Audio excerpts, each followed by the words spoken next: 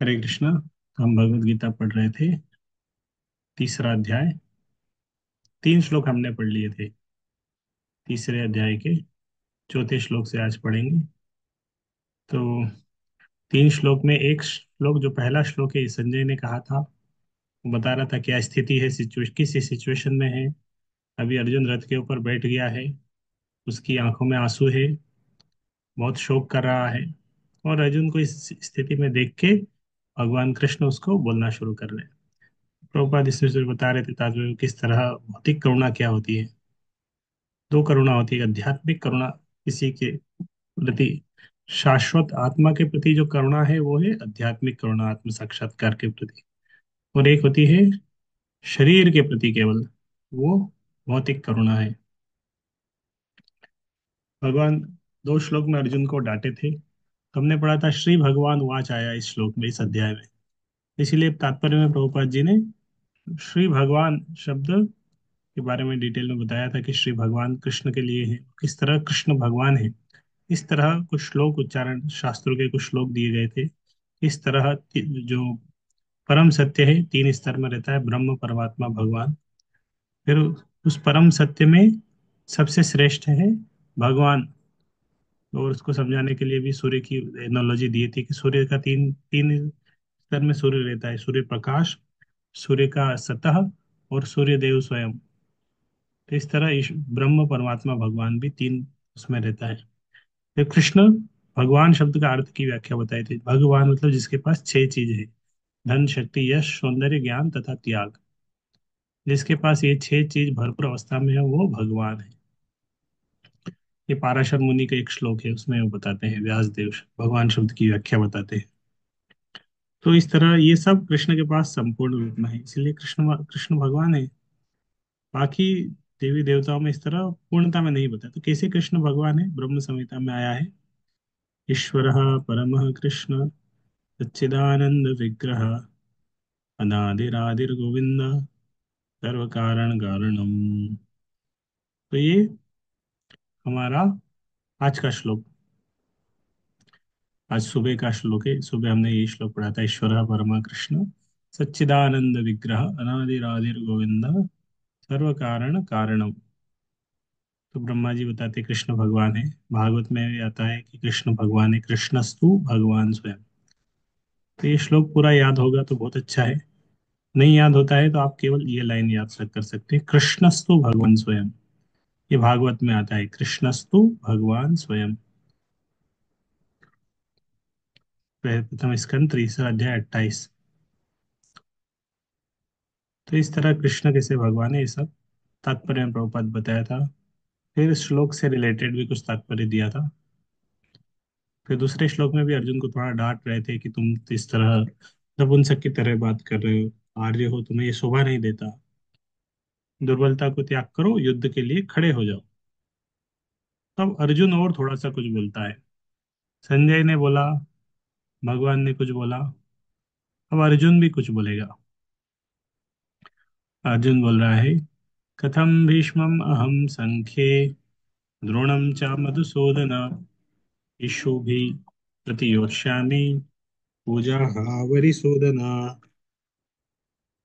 अर्जुन ने कहा, हे शत्रुहंता, हे मधुसूदन, मैं युद्ध भूमि में किस तरह भीष्म तथा द्रोण जैसे पूजनीय व्यक्तियों पर उलटकर बाण चलाऊंगा। कथम भीष्म अहम संख्य, भीष्म द्रोण के ऊपर कैसे बाण चला सकता हूँ। तो बहुत वरिष्ठ है, पूजा के योग्य, पूजा वरिसूदन। तो इस तरह बड़ों के साथ कैसे हम प्रतिवाद करें से। अर्जुन ने कहा, हे शत्रुहंता, हे मधुसूदन, मैं युद्ध भूमि में किस तरह भीष्म तथा द्रोण जैसे पूजनीय व्यक्तियों पर उलटकर बाण चलाऊंगा। भीष्म तथा द्रोण पूजनीय व्यक्ति है, वरिष्ठ है, उनसे बहुत प्रेम मिला है, बहुत कुछ सीखने को मिला है। तो उनके ऊपर कैसे बाण चलाएं। तात्पर्य प्रभुपाद बता रहे, भीष्म पितामह तथा द्रोणाचार्य जैसे सम्मान्य व्यक्ति सदैव पूजनीय है। यदि वे आक्रमण भी करें तो उन पर उलटकर आक्रमण नहीं करना चाहिए। ये सामान्य शिष्टाचार है कि गुरुजनों से वाक युद्ध भी ना किया जाए, है ना। कि जो वरिष्ठ है उनके साथ वाक युद्ध मतलब बोल चाल में भी उनके साथ फाइट नहीं करना चाहिए, उलट कर जवाब नहीं देना चाहिए। उलट कर जवाब तो छोड़ो, और आ, ऊंची आवाज में भी बात नहीं करना चाहिए, वाक युद्ध। तो गुरुजनों के साथ, वरिष्ठों के साथ वाक युद्ध भी नहीं करना चाहिए। उधर एक अलग शिष्टाचार है उनके साथ, उनके संग में जब हम रहते हैं तो अलग एक शिष्टाचार के साथ रहना पड़ता है। तो वाक युद्ध भी न किया जाए, ये सामान्य शिष्टाचार है। यहाँ तक कि यदि कभी वे रुक्ष व्यवहार करे तो भी उनके साथ रुक्ष व्यवहार न किया जाए। तो वो आपके साथ आपको डांट रहे हैं, ऐसा नहीं हम भी डांटना शुरू कर दिए, सहन कर लेना चाहिए। तो फिर भला, तो अर्जुन बोला है कि फिर भला अर्जुन उन पर बाण कैसे छोड़ सकता है। बोले वो तो वरिष्ठ है, मैं कैसे उनके ऊपर बाण चलाऊं। क्या कभी कृष्ण कभी अपने पितामह नाना उग्रसेन या अपने आचार्य संदीपनी मुनि पर हाथ चला सकते थे। तो अर्जुन सोच रहा है कि मैं कैसे अपने गुरुजनों पे के साथ युद्ध कर सकता हूँ। क्या भगवान ऐसा करते, भगवान उस स्थिति में रहते तो क्या वो अपने पितामह नाना उग्रसेन सांदीपनि मुनि उनके साथ क्या ऐसा किया। अर्जुन ने कृष्ण के समक्ष ये कुछ तर्क प्रस्तुत किए, कैसे चलाऊंगा, वो पूजा के योग्य है, उनकी तो पूजा करनी चाहिए, बाणों कैसे चल सकते हैं। नेक्स्ट श्लोक 5 नंबर। तो ये 2 मीटर में गीता के श्लोक रहते हैं। तो ये जो श्लोक है, बहुत सारे श्लोक गीता के इस तरह रहते हैं। इसको बोलते हैं अनुष्टुप छंद। ये अनुष्टुप छंद में इस तरह बोलते हैं, इसमें 8 मात्राएं रहती है। मतलब उसका 1/4 में 8 मात्रा रहती है। तो पूरे श्लोक में 8 मात्रा, 8 और 32 मात्राएं रहती है। ये अनुष्टुप छंद, मात्रा मतलब कितने शब्द आ रहे हैं उसमें, तो हाफ वाले को काउंट नहीं करते। तो जिस तरह ये मैं 1/4 को प्रोजेक्ट किया, इसमें कितने शब्द आ रहे हैं, 1, 2, 3, 4, 5, 6, 7 और 8। आधे को किसी को भी काउंट नहीं करना है। तो अगर हम आधे को काउंट नहीं करेंगे तो क, थ, भ, म, ह, स और य, टोटल कितने हैं, 8 शब्द आए। इस तरह इधर भी कैलकुलेट करेंगे तो 1, 2, 3, 4, 5, 6, 7, 8, 8 आए। इसका 1/4 कैलकुलेट करेंगे, इशु भी प्रति योत्स्यामि। इसमें कैलकुलेट करेंगे 1, 2, 3, 4, 5, 6, 7 और 8, 8 आए। इसे भी कैलकुलेट करेंगे तो 8 आए। तो अनुष्टुप छंद में ये भगवत गीता के सारे श्लोक हैं। इसके अंदर हर श्लोक की लाइन में 16 मात्राएं रहती है, 1/4 में 8 रहती है। तो इसलिए इसके गाने का एक मीटर रहता है, कथम भीष्मम अहम संख्ये। तो जब 8 मात्राएं हम उच्चारण करते हुए थोड़ा सा ब्रेक लेना पड़ता है। कथम भीष्मम अहम संख्ये द्रोणम च मधुसूदन। तो एक लाइन में जब हाफ 8 मात्राएं को पढ़ा, फिर थोड़ा सा ब्रेक लिया, फिर इसको पढ़ा, फिर इस ब्रेक से थोड़ा सा ज्यादा बड़ा ब्रेक लिया, उसके बाद फिर नीचे वाली लाइन पढ़ते हैं, कथम भीष्मम अहम संख्ये द्रोणम च मधुसूदन इषुभिः प्रतियोत्स्यामि पूजाः वदिसूदन। तो इस तरह इस श्लोक को उच्चारण करते हैं। तो हमारा हरे कृष्ण मंत्र कौन से छंद में है, इसी छंद में है। उसमें भी कितनी मात्राएं हैं, हरे कृष्ण, तो कितने शब्द हुए, 8 शब्द हुए, हरे कृष्ण 8 हो गए। फिर कृष्ण कृष्ण हरे हरे, उसमें भी 8 हुए। फिर हरे राम, उसमें भी 8 हुए। राम राम हरे हरे। तो भगवत गीता का ये जो अनुष्टुप छंद है, इसमें 32 मात्राएं रहती हैं। हरे कृष्ण मंत्र में भी 32 अक्षर है, इति षोडशक नाम नाम, 16 अक्षर का नाम है। 32 मात्राएं रहती है, हरे कृष्ण मंत्र में 32 मात्राएं हैं। 16 अक्षर है उसी छंद में। इसीलिए हम हरे कृष्ण मंत्र को जिस ट्यून में गाते हैं उस ट्यून में भगवत गीता के श्लोक को भी गा सकते हैं, क्योंकि एक ही छंद है। तो एक ही छंद है तो एक साथ गा सकते हैं। जिस तरह हम किसी भी छंद में किसी भी ट्यून में हरे कृष्ण मंत्र को गाते हैं ना, हम गीता के श्लोक को भी उस तरह गा सकते हैं। इस तरह बोलते हैं, हरे कृष्णा कृष्णा कृष्णा हरे हरे, हरे राम राम राम हरे हरे।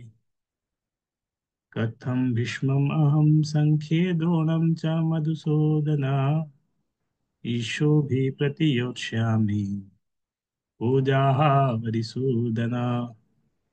धर्मक्षेत्रे कुरुक्षेत्रे समवेतायुयुत्सवः, मामकाः पाण्डवाश्चैव किम अकुर्वत संजय। तो वो एक छंद था। तो कुछ कुछ भगवत गीता के श्लोक इस तरह थोड़े बड़े हैं, उसमें थोड़ी ज्यादा मात्राएं हैं। जैसे ये श्लोक है, इसमें 1 2 3 4 5 6 7 8 9 10 11 12 मात्रा है। तो 12 मात्रा, 11 मात्रा, फिर 12 मात्रा, 11 मात्रा, इस तरह ये कोई दूसरा छंद है, कौन सा है वो मुझे भी नहीं पता। तो इसको गाने का अलग मीटर है। गुरु न हत्वा हि महानुभावान्, श्रेयो भोक्तुं भैक्षमपीह लोके, हत्वार्थकामास्तु गुरूनिहेव पुञ्जीय भोगान् रुधिरप्रदिग्धान्। तो ये श्लोक, 5वां नंबर श्लोक। तो अर्जुन बोल रहे हैं गुरु न, गुरु न मतलब बहुत सारे गुरु, गुरुजनों को, जितने भी गुरुजन हैं, दीक्षा गुरु, शिक्षा गुरु, बहुत सारे गुरु, वंदे गुरून् श्री चरणारविंद, बहुत सारे गुरु। अहत्वा, गुरून् अहत्वा, अहत्वा मतलब नहीं मारकर, तो मतलब मारना। तो अर्जुन बोला कि गुरुजनों को मारने से तो अच्छा है मैं भोक्तुम भैक्षमेपि हलोके, मैं भीख मांग के रह लूंगा।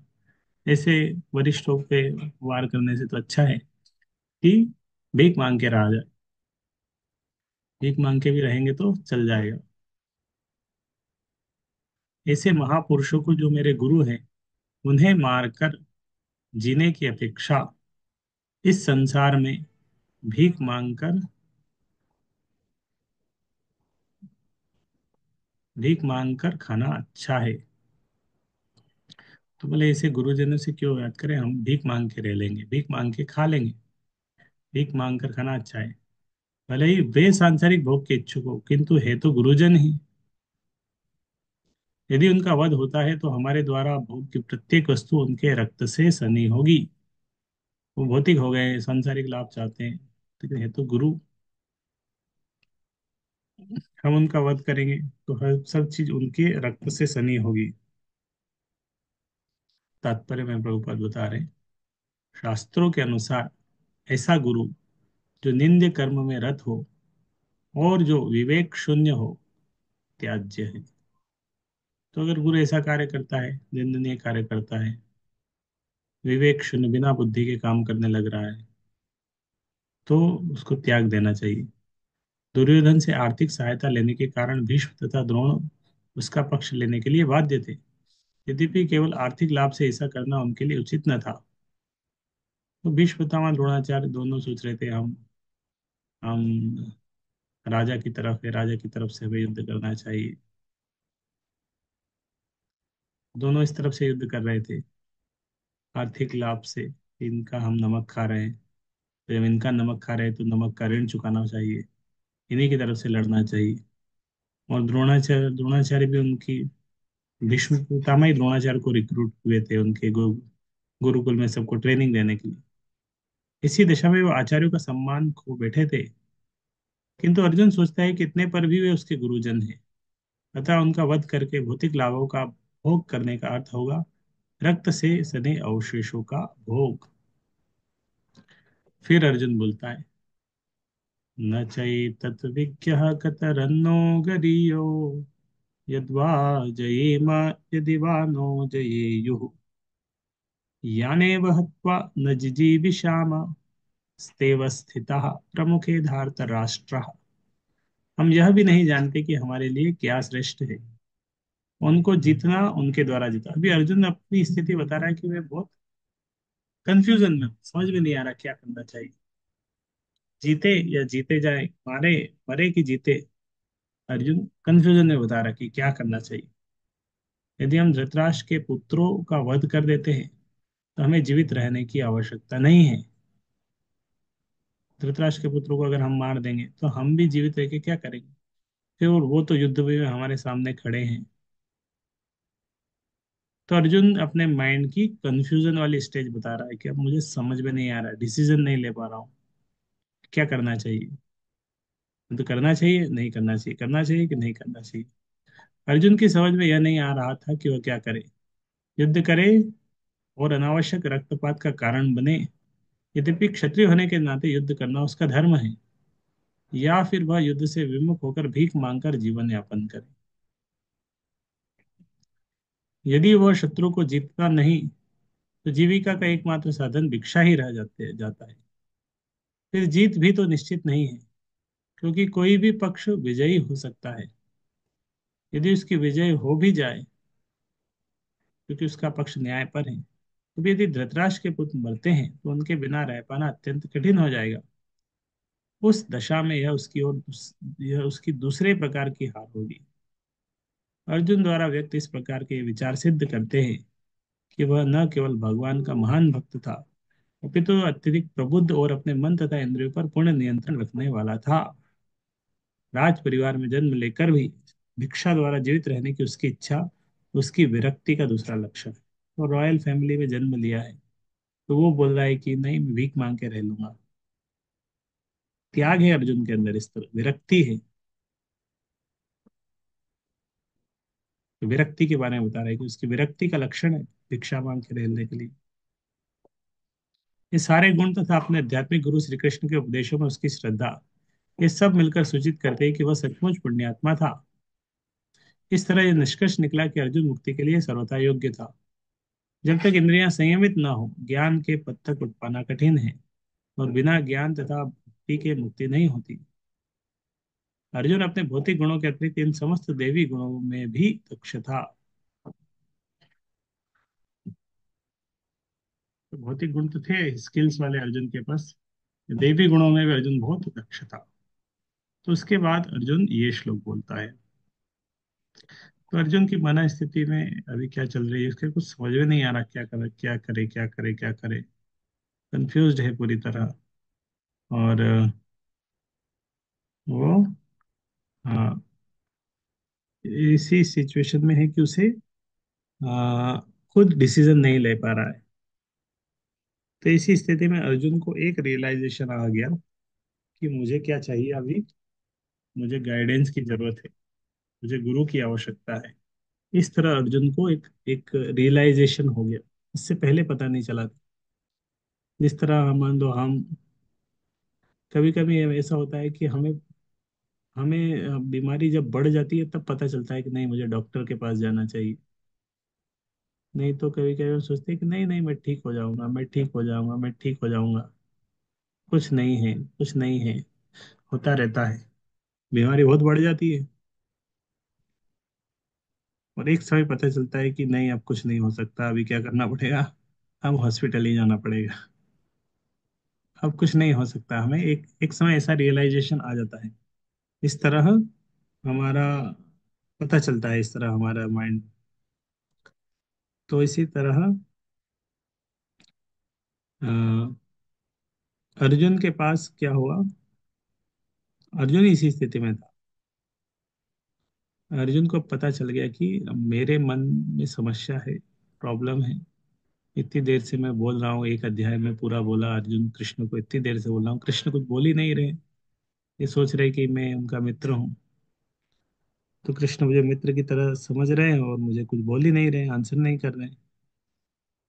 तो अर्जुन को ये भी समझ में आ गया कि कृष्ण को मुझे मित्र नहीं मानना चाहिए। कृष्ण से अगर मुझे गाइडेंस चाहिए, कृष्ण से कुछ सीखना है, तो कृष्ण को गुरु बनाना पड़ेगा। कृष्ण को गुरु बनाना पड़ेगा। गुरु की तरह कृष्ण को जब मैं ट्रीट करूंगा, तब तब वो गाइड करेंगे, तब वो कुछ बताएंगे। ये अर्जुन को अब समझ में आ गया है। तो इसीलिए वो समझ आने के बाद अर्जुन ये श्लोक बोलता है। कार्पण्य दोषोपहत स्वभावः पृच्छामि तां धर्म सम्मूढ़चेतः यश्रेयः स्यानिश्चितं ब्रूहि तन्मे शिष्यस्तेऽहं शाधि मां त्वां प्रपन्नम्। कार्पण्य दोष, कृपणता का दोष। तो अर्जुन समझ गया कि मैं अपनी कृपणता के कारण, जो मेरा वहत स्वभाव है, ग्रस्त स्वभाव है। पृच्छामि त्वम, आपसे पूछ रहा हूं मैं। धर्म सम्मूढ़, मेरी स्थिति अभी क्या है? धर्म सम्मूढ़। धर्म से मैं सम्मूढ़ हूँ, मैं मोहग्रस्त हो गया हूँ। मेरा हृदय श्रेय, मेरे लिए जो श्रेष्ठ है, कल्याणकारी है, आप मुझे बताइए। मुझे समझ में नहीं आ रहा कि मेरे लिए क्या बेस्ट है। तो मेरे लिए क्या बेस्ट है, भगवान से भगवान से पूछ रहा है कि भगवान आप ही बता दीजिए क्या श्रेष्ठ है। आप जो बोलेंगे वो करेंगे। कभी कभी बच्चों को समझ में नहीं आता है 10th के बाद कौन सा सब्जेक्ट लेना चाहिए।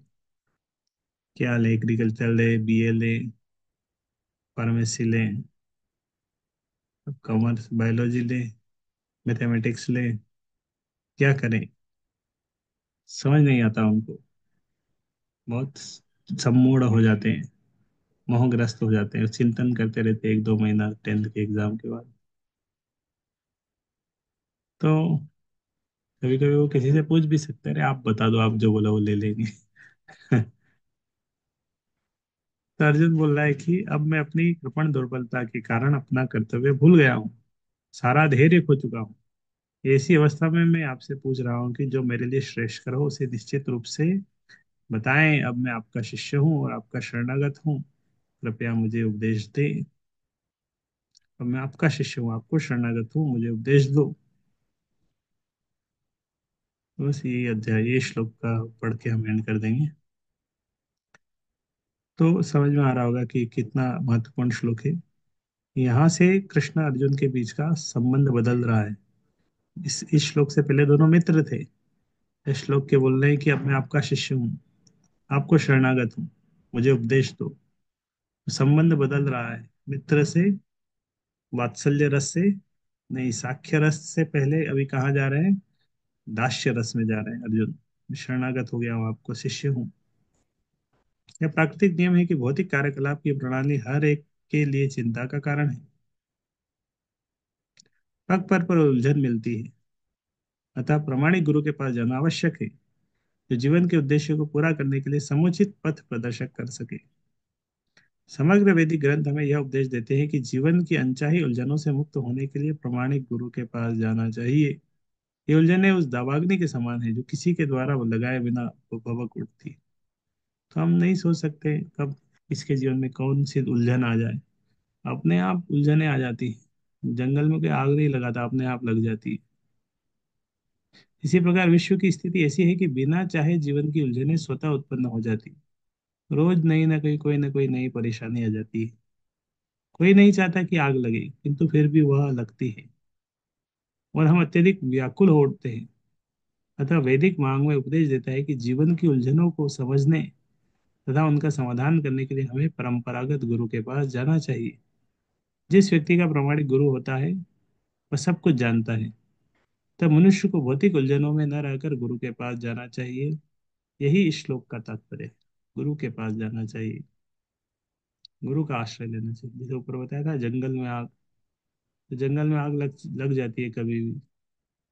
तो इस तरह जंगल में जब आग लगती है तो हम बोलते हैं संसार दावा नल लीण, संसार दावा नल के समान है। और इसमें आग लग जाती कभी भी। तो जंगल में जब आग लगती है, फायर ब्रिगेड को बुलाने से वो आग नहीं बुझेगी।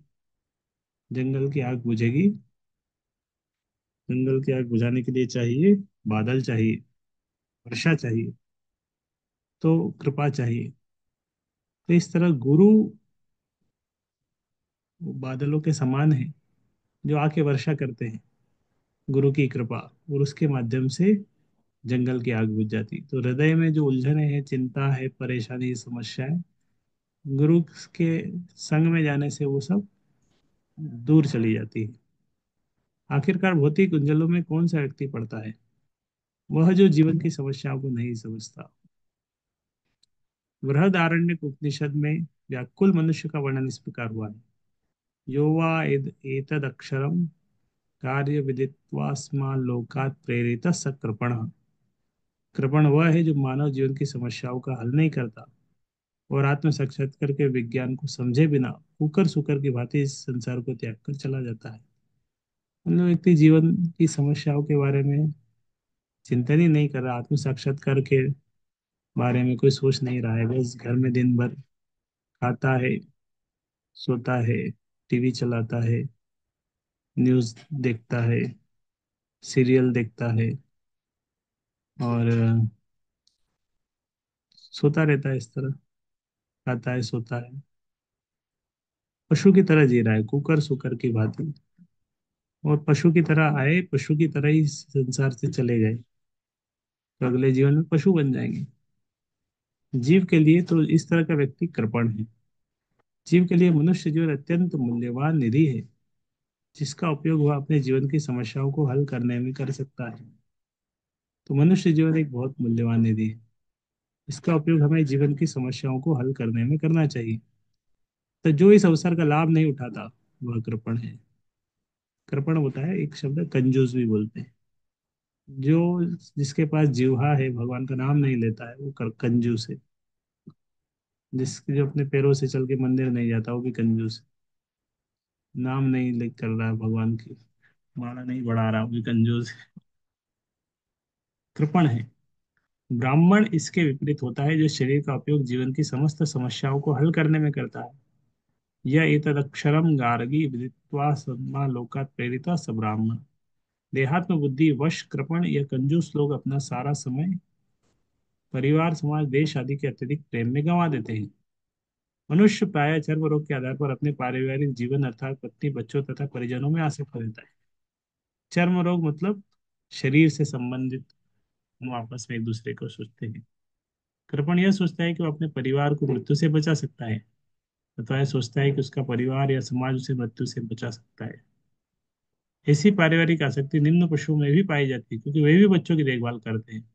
बुद्धिमान होने के कारण अर्जुन समझ गया था कि पारिवारिक सदस्यों के प्रति उसका अनुराग तथा उसकी मृत्यु से उसकी रक्षा करने की उसकी इच्छा ही उसकी उलझनों का कारण है।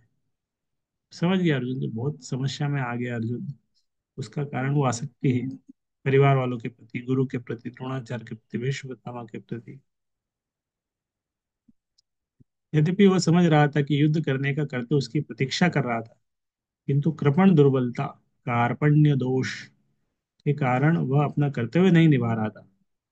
अतः वह परम गुरु भगवान कृष्ण से कोई निश्चित हल निकालने का अनुरोध कर रहा है।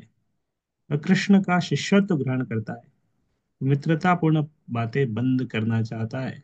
मित्रता की वाली बातें अब अर्जुन चाहता है सब बंद हो जाए, सीरियस टॉपिक डिस्कशन करना चाहिए। गुरु तथा शिष्य की बातें गंभीर होती हैं, और अब अर्जुन अपने मान्य गुरु के समक्ष गंभीरतापूर्वक बातें करना चाहता है। इसीलिए कृष्ण भगवत गीता ज्ञान के आदि गुरु है, और अर्जुन गीता समझने वाला प्रथम शिष्य है। अर्जुन भगवत गीता को किस तरह समझता है, यह गीता में वर्णित है। तो भी मूर्ख संसारी विद्वान बताते हैं कि किसी को मनुष्य रूप कृष्ण का की नहीं, बल्कि अजन्मा कृष्ण की शरण ग्रहण करनी चाहिए। कृष्ण के अंतर तथा बाह्य में कोई अंतर नहीं है।